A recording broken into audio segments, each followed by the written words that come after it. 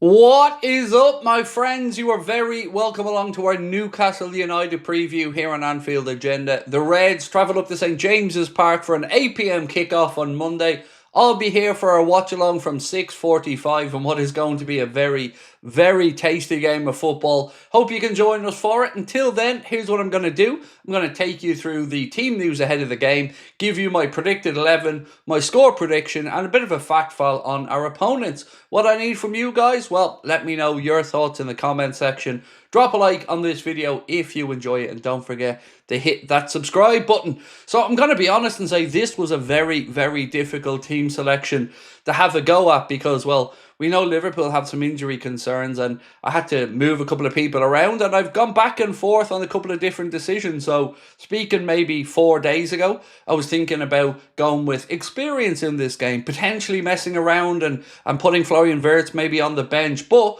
with the injury to Frimpong and with some conversations with you guys on the streams, I've changed my mind. So before we get stuck into the team, let's give you a little bit of an injury update from the Liverpool perspective. Connor Bradley is back training. Joe Gomez is going to be touch and go whether he's fit for the game. So the big problem for Liverpool, of course, is the injury to Jeremy Frimpong, which is going to keep him out until after the September international break. That means, well, we've got some headaches. Now, good news, they're the only injuries that Liverpool have at present. But from a Newcastle side, well, we know that they have no real striker to speak of. They drew a blank at Aston Villa on the opening day of the season. But we also know that the crowd are going to be right behind them on Monday night. So expect, well, a tasty game of football. That's the best word I could use, by the way, to describe it. So let's have a look now at a bit of a fact file on our opponents. Newcastle United have gone 17 Premier League matches without a win against Liverpool, drawing 5 and losing 12, since winning 2-0 back in December 2015 under then boss Steve McLaren. Liverpool have won 5 of their last 7 away Premier League games against Newcastle, drawing 2, having gone 1-0 down in each of their last 2 visits to St James's Park.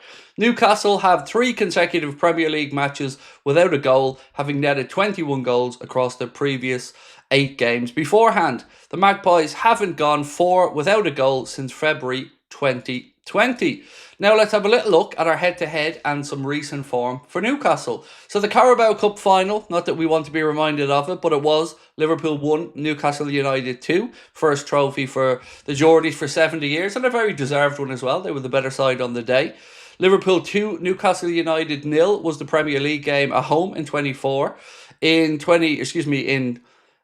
the reverse game, it was Newcastle 3, Liverpool 3. Aston Villa 0, Newcastle 0 was their last Premier League game. Then they had a couple of pre-season games. They were beaten 2-0 at home by Atletico Madrid. They drew 2-2 with Espanyol. It was Tottenham 1, Newcastle 1. And the K-League All-Stars 1, Newcastle United 0. So that is where we're at there. And see if you can spot the slight mistake there on the graphic. I'm sure you've already picked it out because, well, you guys are pretty good and you missed nothing. So that is a head-to-head. That is the fact file. Giving you a bit of an injury update. Now let's get stuck into the good stuff. The selected 11 that I've gone for. Right, we always start off with the goalkeeper and the centre-backs. No different here. So what we've gone for, of course, is Alisson Becker in goal. And no real surprises here. Ibrahim Konate to partner Virgil van Dijk. I cannot see Giovanni Leone starting a game this quickly. And obviously Joe Gomez is touch and go. And if he is fit, you would imagine he may be looked at right back. So no real surprises there in the centre-back and the goalkeeper positions. But the changes are starting to creep in. And this is what I've gone for after, talking to you guys on the streams, doing a bit of research. This is what I've gone for in the fullback positions. Left side, I've gone for Milos Kerkez. I'm going to give him the benefit of the doubt and say it was just an over-eagerness to please in his first game at Anfield in the league. But on the other side, normally I wouldn't even think of Dominic Szoboszlai at right back, but somebody mentioned it to us, and I'm sure it's been doing the rounds on socials as well. And the more I've thought about it, the more I think that this could actually be a masterstroke. Think of Szoboszlai playing the position, perhaps in the way that Trent used to play it, cutting infield, using his range of passing. We know he has the energy to get up and down the right-hand side. We know he's got the fitness. So I'm starting to think maybe this could be genius from Arne. And if we have to shoehorn a player into right back, I would certainly prefer it to be Dominic Szoboszlai over the likes of Endo, as an example, who isn't fast enough, in my opinion, to play that side. And it also gives Arne another intriguing possibility, and that is to get Szoboszlai, Wirtz, Alexis McAllister and Gravenberch all in the same 11. So I think you can see where I'm going with the midfield, right? Let's move into that area of the pitch. So, in midfield, I don't think there's any surprises here to you. Ryan Gravenberch, great to have him back. Looking forward to seeing the difference he makes to the team. Alexis McAllister and, of course, Florian Wirtz. Now, I did mess about with the idea of maybe keeping Wirtz out of this game for the start of it, maybe bringing him on at an hour. Sort of to protect him a little bit, if I'm being honest, because I think it is going to be tasty up there. But also because maybe he's just not up to the speed of the Premier League yet. There was a couple of times where you could see that he dwindled possession a little bit too much, or dawdled in possession a little bit too much. But ultimately, he is a class operator, and I'm sure that he's going to make the necessary adjustments. So that is my midfield. Dominik Szoboszlai at right back, and then Alexis McAllister, Ryan Gravenberch, and Florian Wirtz. Now, folks, into the front three, and I don't think you're going to be too surprised here with what I've gone with.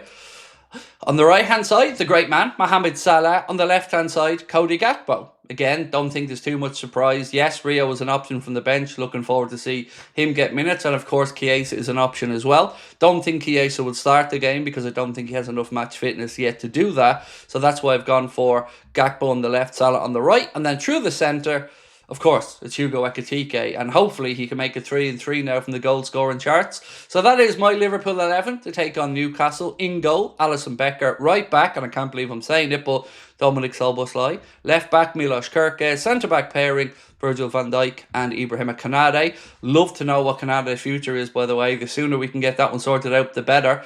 Gravenberch, McAllister and Wirtz in midfield. Salah on the right, Gakpo on the left, and the great man, the new great man, Hugo Ekitike, through the middle. So that is the 11. And of course, we've got to finish up now with a score prediction. I'm not going to lie to you. I went back and forth on this one. Had 2-2 down for most of the week. Then I start inching towards, are we actually going to lose the game? Then I start getting a bit more confident. But ultimately, I've gone for this. A narrow win for the Reds by 2-1. Remember, from the fact sheet we sent you earlier on, Liverpool have conceded first in their last 2 trips up there, so maybe that'll happen again. But I'm going to back this to get a narrow victory by 2-1. So that is it from me for the preview, ladies and gentlemen. As you can see, that is my 11. That is my score prediction. I want you guys to let me know what you're thinking. I'm sure some of you very much disagree with my team selection, and as always, I look forward to reading your comments. The game is an 8 p.m. kickoff. Remember that, so we will be live 1 hour and 15 minutes beforehand. As it's a match day, of course, you can expect a live match reaction, player ratings video, and if you'd like to take part in our player ratings video, make sure you're signed up to the Anfield Agenda WhatsApp. You know the score at this point. You can see the QR code in the bottom right-hand corner. Scan that, and that'll take you there. We post a link to submit the ratings in there. That's it from me, ladies and gentlemen. I will talk to you soon. Hope you're having a wonderful weekend, and I will be back live tomorrow night. You're watching this Saturday. We'll talk then. Bye-bye.